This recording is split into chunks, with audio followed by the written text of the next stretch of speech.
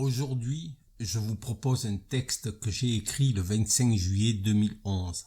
Il parle d'un de mes anciens métiers, lorsque j'étais veilleur de nuit.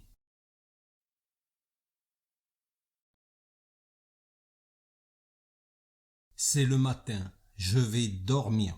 Le pas traînant sur le trottoir, mon seul but, courir sans presser, ou peut-être me presser sans courir, quoi qu'il en soit, toujours avec la lassitude qui accompagne mes pas, et d'un œil qui veille encore à ce tram qui prend tout son temps pendant que mon autre œil lutte contre sa fermeture. Quand il arrive, les portes s'ouvrent en révérence pour se refermer très vite sans mot dire, et je m'assois où un siège m'attend. Toujours ce siège qui m'invite à venir m'étaler, ma tête se pose rapidement sur la vitre qui me montre ces rues que piétinent ces promeneurs qui circulent au rythme des roues sur ces rails monotones. Qu'on soit dimanche ou bien lundi, les portes, les arbres et la foule surviennent aussi vite que ma destination semble lointaine. On ne peut pas dire que cela soit un TGV, ce tram que je supplie de m'amener à la tête du pied de mon lit. Il faut pourtant dormir. Dormir? Mais pas tout de suite, car il ne faut pas rater l'arrêt. L'arrêt d'éveil, je le concède, mais c'est bien celui que je convoite. Encore quelques stations, plus que 3. Je pense à la nuit qui vient de s'achever, celle où je veille sur des personnes. Nuit après nuit, les jours passent vite lorsque l'on travaille la nuit.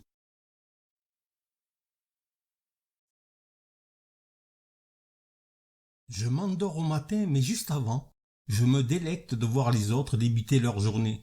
Que feront-ils pendant que mes yeux se fermeront? Se délecteront-ils à leur tour de me voir partir le soir quand eux rentreront? Vase communicant. Un tram par ici, un autre par là. Je me lève quand les autres s'endorment. Plus que 2 arrêts de fatigue, et je pourrai enfin me coucher. Je devrais faire quelques courses, c'est d'ailleurs le seul moment où je peux les faire. Mais la flemme me gagne et j'ai hâte de mettre un DVD qui me bercera. Plus qu'un arrêt avant la plénitude, celle de mon corps, de mes jambes qui m'oblige à faire des rondes bien carrées. Un corps habitué à boire tant de café qu'il en devient sa propre cafetière. Ce corps sucré qui accueille les kilos comme des bénédictions.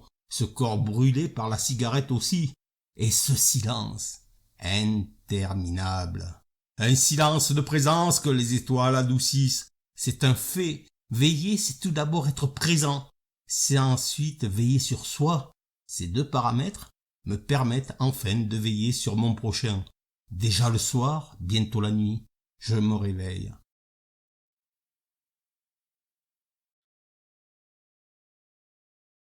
Les poches de café et les ampoules électriques finiront par admettre ce qu'ils doivent à la nuit.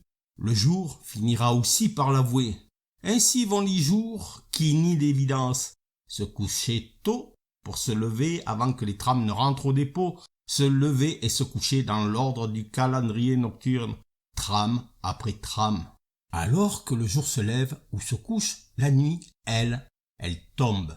Elle tombe lourdement pour inonder de songes celle ou celui qui osera la défier. Avec ses yeux mi-clos comme les volets pareils à ces jours sans soleil et sans repos. La nuit, une pincée étoilée, un zeste luné atténue la noirceur apaisante de la nuit. Une bonne compagne cette nuit, une bonne compagne cette lune aussi qui change souvent de position, sa douceur illumine mes nuits.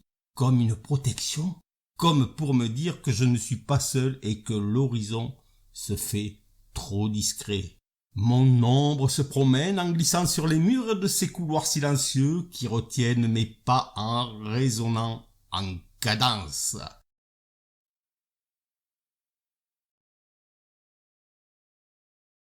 Lune opaque, sans soleil, lune qui observe, lune ronde et bienveillante. Jamais tapageuse et si tardive, plantée là comme un œil pour que les ombres existent.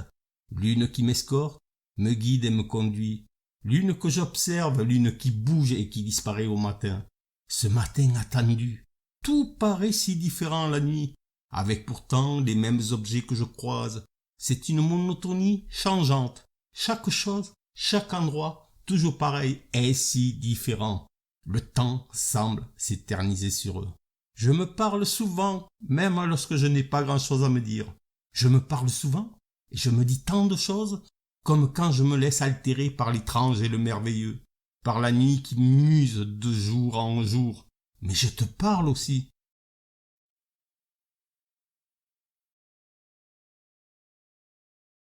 D'ailleurs, laisse-moi t'écrire, juste avant de repartir affronter l'obscurité, ces mots que tu liras avant de t'endormir sereinement sans inquiétude, parce que, pendant ce temps-là, je veillerai sur toi, dans l'ombre de moi-même.